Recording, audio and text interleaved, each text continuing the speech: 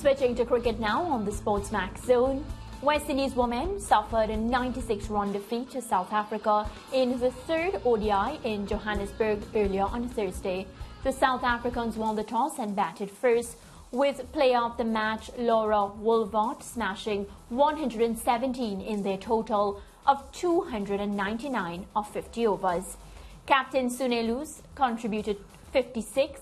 Shamila Connell was the pick of the Windies bowlers with 4 for 54.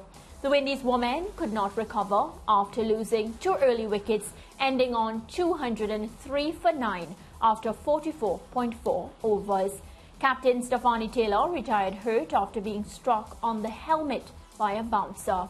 Left-hander Kaisia Knight top scored for the Windies with 69.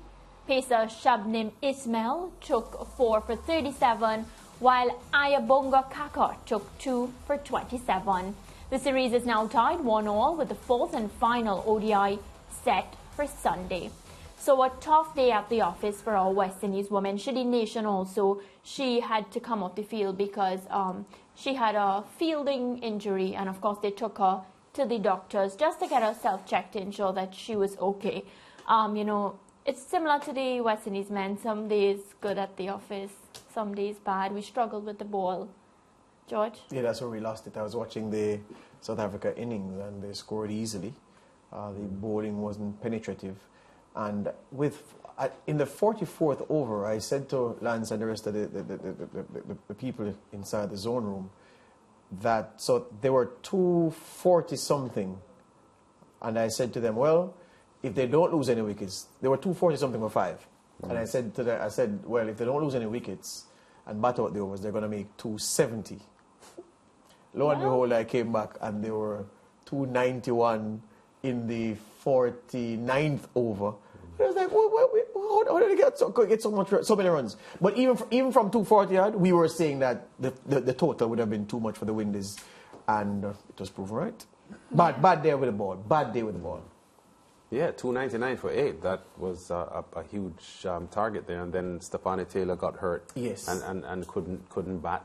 Shadeen Nation also got hurt, as Mariah mentioned, I think she jarred her shoulder.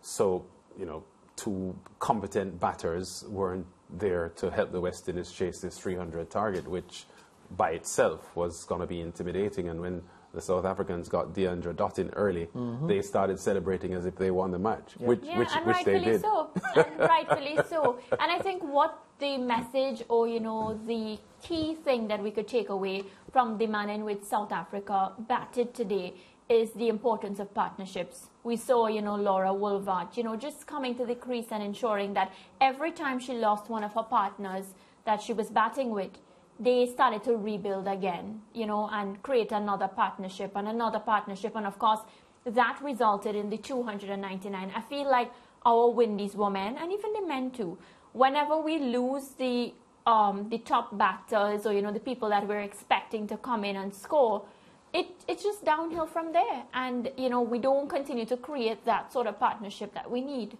You know, against the background of what you just said, I am satisfied with the rate of improvement that the team has made under Courtney Walsh. I keep going back to Courtney Walsh's appointment and the moves Cricket West Indies made at that time to give new leadership to the West Indies women. Because I think that, remember how caustic I was about the performance in England. It was really, really, really bad. And the players, the women were unfit, very much out of shape. A new fitness regime has come in and we can see the benefits of that. So I say that to say that, yes, you're going to have good days and bad days, as you said. You're going to have up and down performances.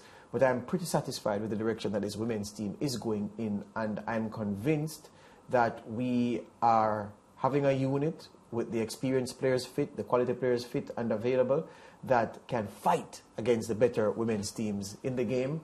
And unlike the men who lose sometimes and you feel despondent, I don't feel any despondency about this Walsh-coached team, even when they have a bad result. No, well, Walsh at the helm is something that I'm totally for. But George, you know what is my concern? And today showed it, and you know, a couple of games before. Is it that we are not preparing the youngsters in the manner that if a Stephanie Taylor can't perform, or, she's out because of injury. The regular suspects, Hayley Matthews doesn't fire, Deandra Dutton doesn't fire.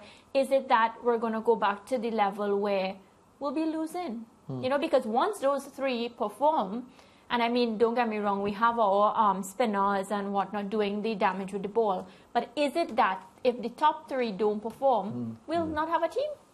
Well, I think there is enough young talent in this current team that gives hope that there is, the likelihood that this team will flourish in the future.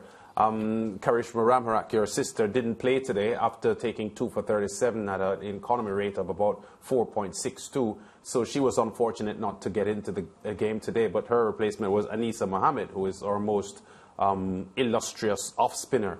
So the fact that, the team selection is a situation where players are knocking at the door and pressing for opportunities is, to me, a good sign. And I think Karishma bowled well in the second ODI, well enough to suggest that she should be commanding a place in this team in the future. And I like to see the younger players now presenting themselves as options for the others. Anisa has been playing now for 18 years. She's 33 years old.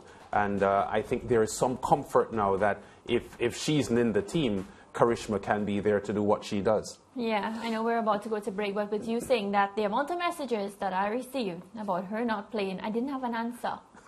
We go to break.